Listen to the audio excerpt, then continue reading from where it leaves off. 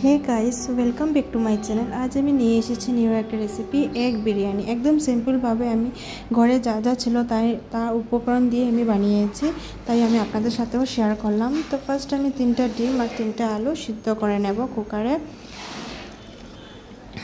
একদম ইজি প্রসেসে আমি বানাচ্ছি, আপনাদের ঘরেও এগুলো থাকবে, তার জন্য আমি বানিয়েছি। তো সিদ্ধ বসাতে আমি দিয়ে দিয়েছি একটু লবণ দিয়ে, যাতে সিদ্ধটা ভালো করে হয়, যাতে ডিমটা ফেটে না যায়। তো এখানে আমি 1 কাপের মতন চাল নিয়েছি, বাসমতি চাল নিয়ে তারপর 3টা তেজপাতা, লং আর গোলমরিচ দিয়েছি, আর একটা এলাচি ছিল দিয়েছি, আর একটু লবণ দিয়েছি, একটু তেল দিয়েছি, যাতে চালটা লেগে না যায় একটার সাথে একটা। তেলটা দিলে চালটা পুরো একদম ঝরঝরা হয়ে থাকে।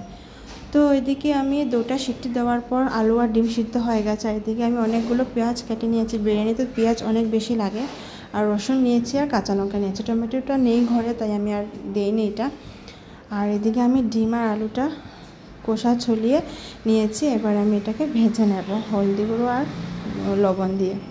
আর এদিকে কড়াইটা বসিয়ে দিয়েছি, তেল একটু বেশি লাগবে। আগে আমি বেরেস্তাটা ভেজে নেব।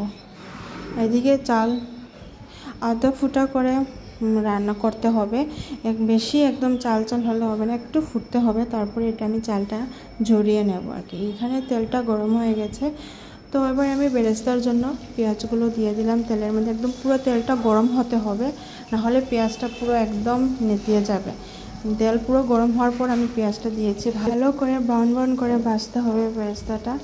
তো আপনাদের যদি এই রেসিপিটা যদি ভালো লাগে থাকে তাহলে অবশ্যই আমাকে কমেন্টে জানাবেন বন্ধুরা। লাইক শেয়ার করতে ভুলবেন না। আর নতুন সদস্য হলে অবশ্যই আমার চ্যানেলটাকে সাবস্ক্রাইব করবেন আর আমার পাশে থাকবেন। আপনাদের সাপোর্ট পেলেই আমি আরও অনেক এগিয়ে যাব, আমার চ্যানেলটাকে গ্রো করতে পারবো। আপনাদের সাপোর্টের খুব দরকার, সাপোর্ট করবেন আমাকে। আর এদিকে পেঁয়াজটা ভাজা হয়ে গেছে, আমি নামিয়ে নিয়েছি।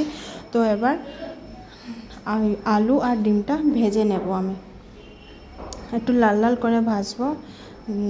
আলুটা তো বেশি ভাজতে হবে না, কারণ এটা তো অলরেডি সিদ্ধ করাই আছে।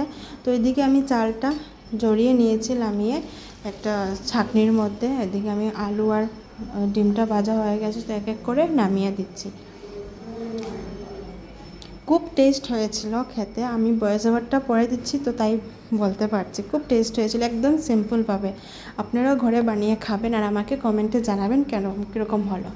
তো ফোড়নের মধ্যে আমি একটা তেজপাতাই দিয়েছি আর একটা শুকনো লঙ্কা চিড়ে দিয়েছি। টমেটো নাই, তো আমি টমেটোটা দিতে পারিনি, তো তাই জন্য আমি স্কিপ করে নিয়েছি টমেটো। তো এখানে পেঁয়াজটা, আদা পেঁয়াজ তো আমি বেরেস্তার জন্য করেছি, আর হাফ রেখেছিলাম মশলা কারিটা বানানোর জন্য। তো এখানে আমি ভালো করে পেঁয়াজটা ভেজে নিচ্ছি। আমার তো বিরিয়ানি, চিকেন বিরিয়ানি বলো আর এগ বিরিয়ানি বলো, খুব বেশি টেস্ট লাগে, আমার খুব ফেভারিট। তো তাই এখন ভাজা হওয়ার পর আমি আদাটাকে আমি থেতো করে দিয়েছি, রসুনটাকে আমি থেতো করে দিয়েছি। তো বন্ধুরা একটু ব্যাকগ্রাউন্ড সাউন্ড একটু হতে পারে, কারণ একটু ঘরে কাজ হচ্ছে, তো তাই কিছু মনে করবেন না, এটার জন্য আমি সরি বলছি। একটু ব্যাকগ্রাউন্ড সাউন্ডটা হতে পারে, ভয়েস ওভার দেওয়ার সময় তখন একটু সাউন্ডটা পাবেন আপনারা। লাগা বাসাতেও কাজ হচ্ছে, তো তাই একটু নয়েজ পলিউশনটা একটু বেশি হচ্ছে। তো এখানে আমি কাঁচা লঙ্কা দিয়ে দিলাম, তারপরে হলদি গুঁড়ো দিলাম, লঙ্কা গুঁড়োও দেব, আর এখানে আন্দাজ মতো নুন দিয়ে দিলাম। তো লঙ্কা গুঁড়ো দিয়ে দিলাম, ঝাল যতটুকু খাবেন অতটুকু পরিমাণেই দেবেন। ভালো করে আমি এটা আবার নাড়িয়ে নেব।